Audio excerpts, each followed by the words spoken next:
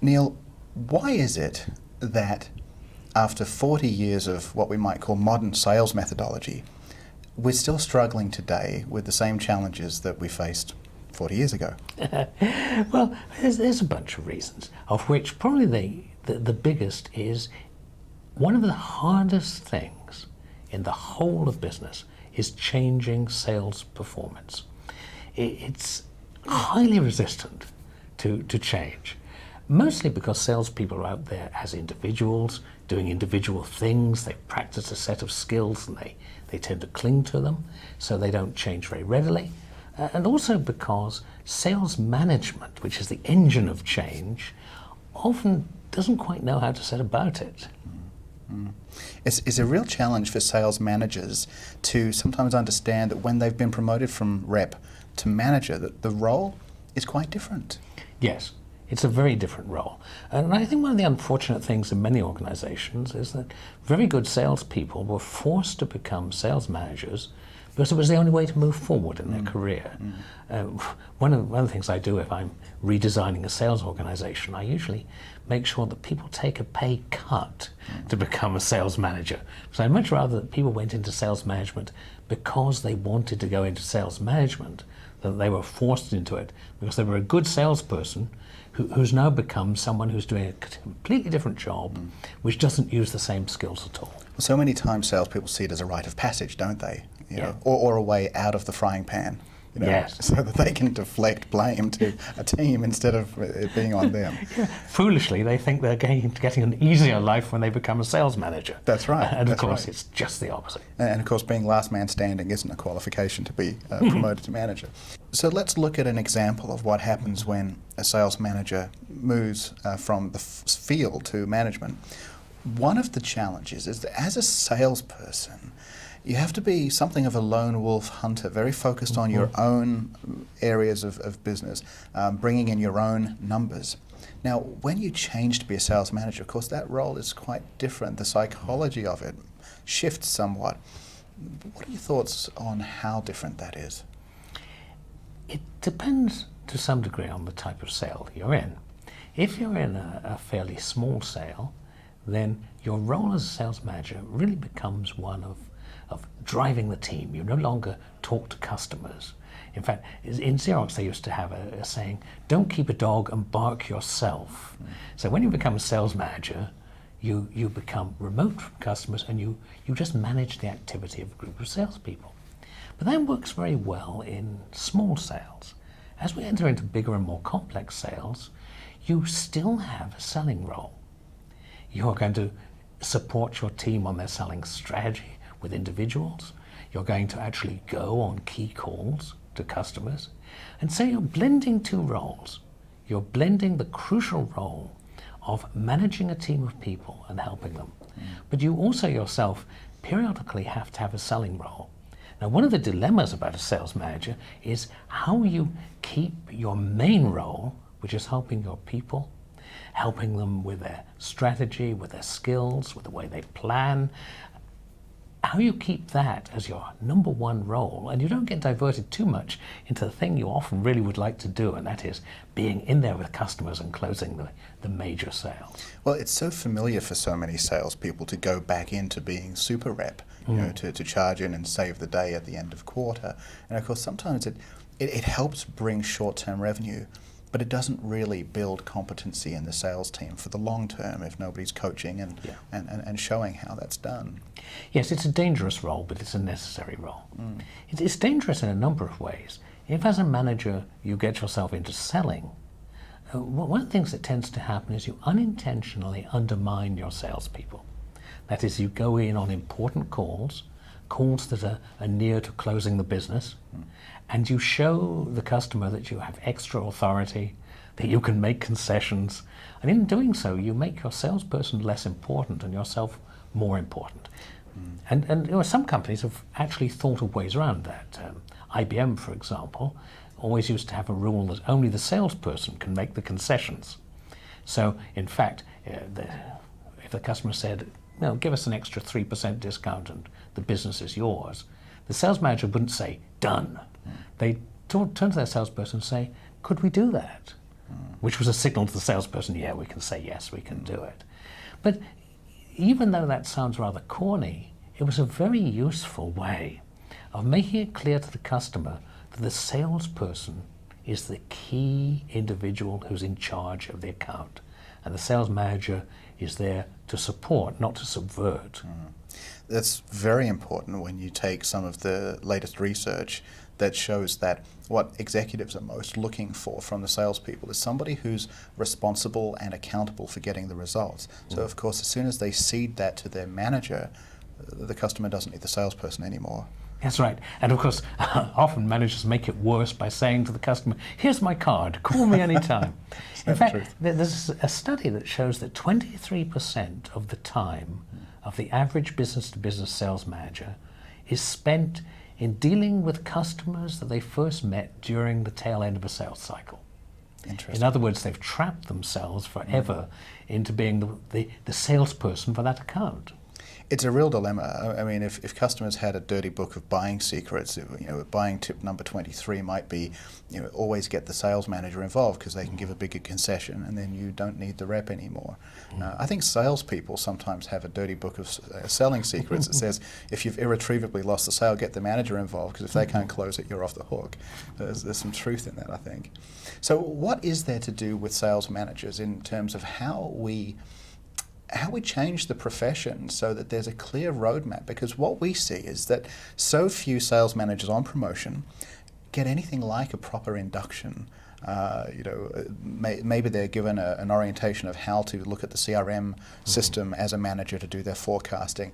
Maybe they're given a cursory idea that they need to now go out doing coaching, but nothing particularly prescriptive. And so you get many sales managers in the same organization. Some have coaching as a core part of what they do because they've seen it modeled in the past very well, and so they do what they saw past sales managers do. Others don't do it at all. Others are more focused on the revenue versus the talent. Is there an equilibrium or a balance that they should strike? I think so. It's very hard for a sales manager. I did a study a few years ago and found there were something like 8,000 books on how to sell. Only 6 books on how to be a sales manager. And actually, most of those were pretty dreadful. Right. So the reality is there's not a lot of places where you can go for advice on how to be a sales manager. And we can't historically give sales managers the same degree of help that salespeople can get. So the crucial thing there starts with understanding your role as a sales manager. What's unique and different? What can you do that no one else in the organization can do? So in some companies that I really admire, like for example GE, they've simplified the role of the sales manager into your job is to improve the performance of your sales team. Now, I think if you have that kind of focus, it's much easier to be a good sales manager.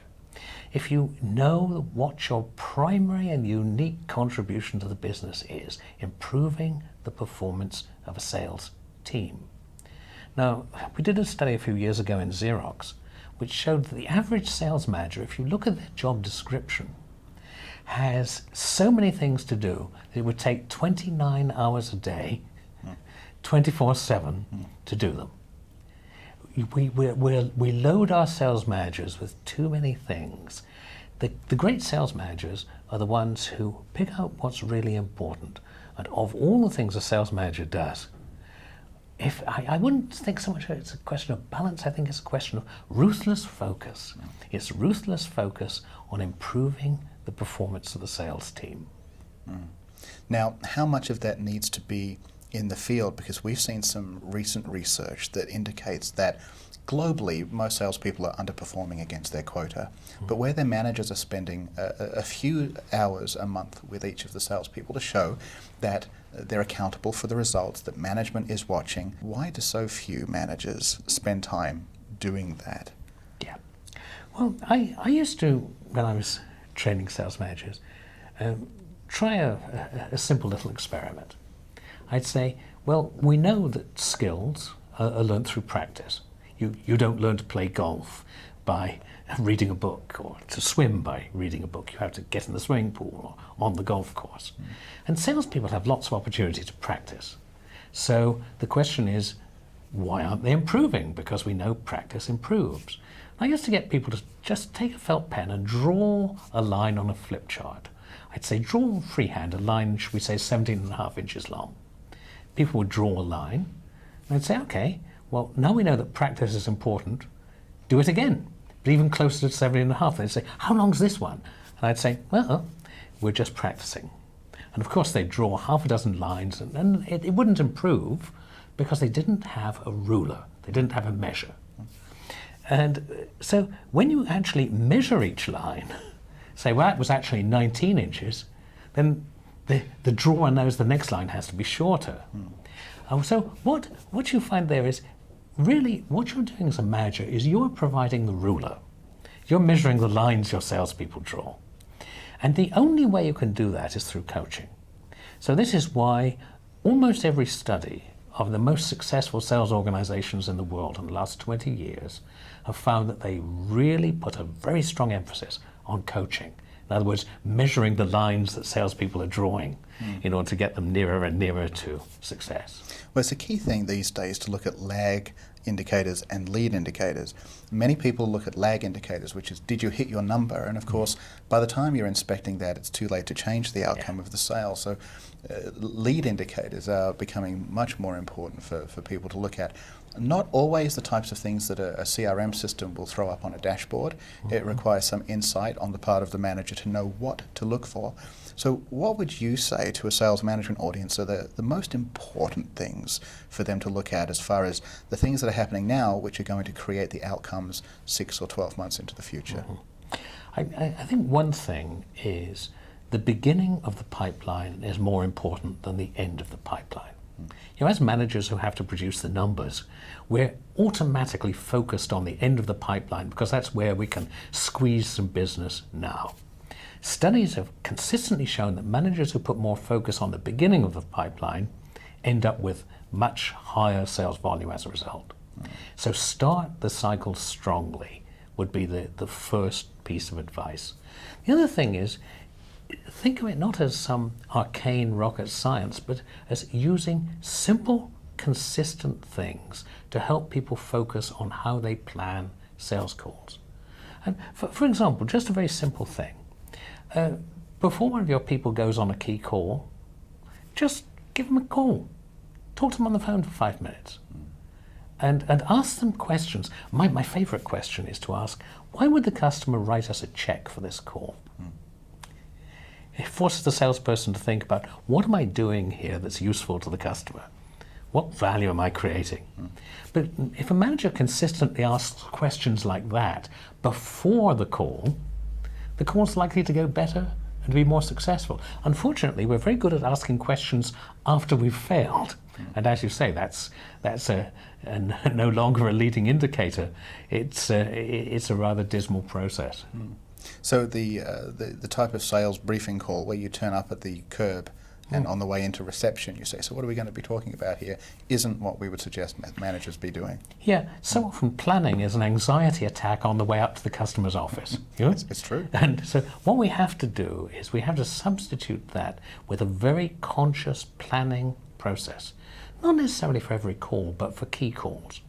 And that's a very, very good use of a manager's time. Because one of the things that you'll find is there's two kinds of coaching, fundamentally. There's skills coaching and strategy coaching.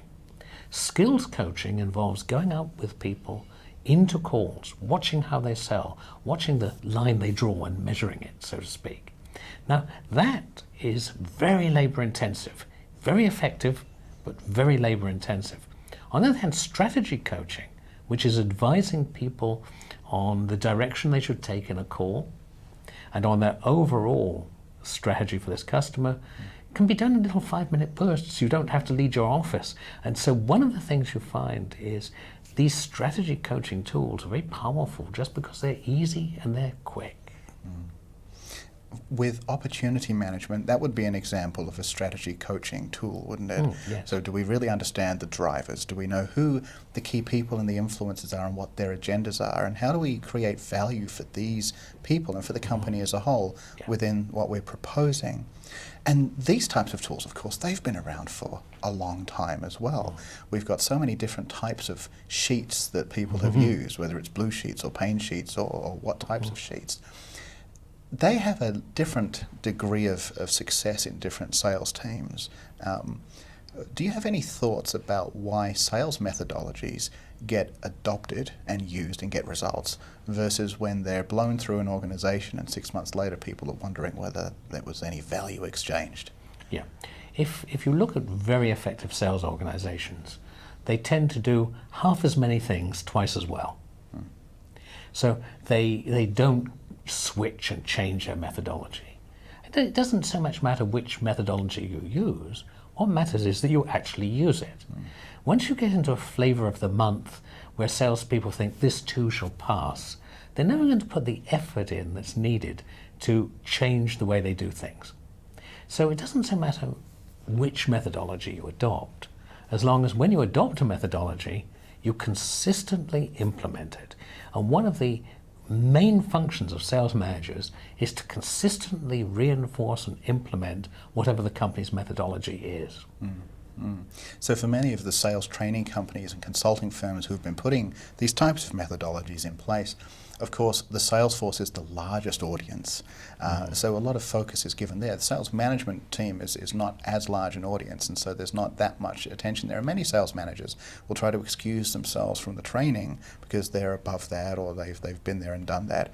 So would the advice be that more focus should be on training the managers how to inspect and how to coach and how to drive adoption and application rather than on necessarily training the salespeople again and again on the different methodologies?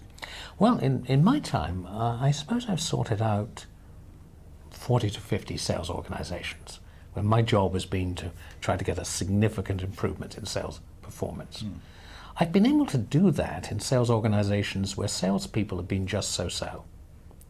I've never been able to do it successfully where managers have been just so-so. Implementing anything, making anything happen, rests on sales managers. They're the pivotal job for bringing about change. So I've got to the point where if I'm asked to look at a sales organization, I'm much less interested in talking to salespeople, in talking to sales managers. Because sales managers are the ones who make change happen. That's the fundamental role of a sales manager. They do indeed. What about for the sales manager whose team is dispersed across a wide geography? They're not face-to-face with their members. People can easily switch off the WebEx or the conference call. How do they make sure that they can inspect what's going on out there and keep a sense of connection to their remote staff? I think on the strategy coaching level, it's fairly easy. Because you catch people before key calls and you force them to go through with you their plan and what they're intending to do, and you help them improve it and refine it. That's the easy bit. The hard bit is how do you coach people in skill. But that means you have to go out and spend some time with your people. And you don't do that by spending your time evenly with everyone. If you've got a remote geography, it's just very difficult. You can spend your life traveling with very, very little time to actually do the coaching. As a manager, what you've got to do is coach a few people in much more depth. That may mean that, for example, it's much, much more cost effective to spend 3 days working with a salesperson than to spread that 3 days over 6 months when you most of the time then gets spent in travel. So what you need to do is bite the bullet. Realize you can't coach everyone in skill. Choose your people carefully. Coach intensively. Neil, we're seeing a lot of people talk about how the millennial generation is a different breed of worker. What are your observations on how the command and control methods of sales management may need to be adjusted for this new generation? And in fact, many of the people who've been doing the job for a long time who don't want to be led. Yeah. Well, I think command and control has seen its day many years ago. We live in an era where you lead very much by providing value to those that you lead. And that's true of your most experienced people or your new generation people. But one thing I would say is you don't have to totally adapt your style to new generation people, because they're not just out there selling to new generation customers. It's good to have a frank discussion with them about what kind of person they're selling to. And they're mostly selling to people older than themselves, and if they want to succeed, they have to do a lot of adaptation too. The important thing, though, is you don't tell them, you change because I want you to change. These are people who are, what's in it for me? So you have to say, what's in it for you is that if you can sell more effectively to customers older than yourself, if you understand how decisions are historically made in organizations, if you're not impatient and pushy for immediate results my way now, you're going to be much more successful in terms of the income you bring in. So understanding how they think and being able to appeal to that becomes a key thing for managers now. Yeah, because we really have to adapt ourselves much more to individuals than we ever have before. So you're partly a psychologist when you're a sales manager, looking at your people, working out what motivates them, what matters, how can I be most valuable to them, as well as how can they be most valuable to me.